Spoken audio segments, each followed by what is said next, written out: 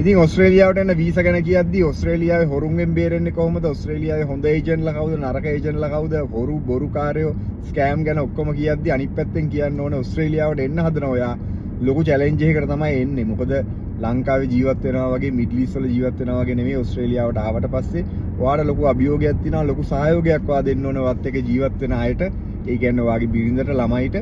ඉතින් ඒ දේවල් වලටත් ඔයාට දෙන්න පුළුවන් නම් ඒ සහයෝගය ඔයා රට ඇතුළට ආවට කමක් නැහැ. මොකද ඩොලර් වලින් සල්ලි හම්බුනාට කෝටි මිලියන ගණන් ඉවල්ලා සල්ලි හම්බෙන්නේ නැහැ. හම්බෙන පඩියට උපරිම වැඩක් ගන්න තමයි වැඩ කරන තැන්වල ඉන්න ලොක්කොත් බලන්නේ. ඉතින් එහෙම වැඩ කරන ඔයා රට ඇතුළට ඇවිල්ලා ලොකු ස්ට්‍රෙස් එකක වැඩ කරන්නේ. මොකද ඔයා ගෙදර ආපුවම ඔයා එක්ක ළමයි බලා ගන්න ඕනේ.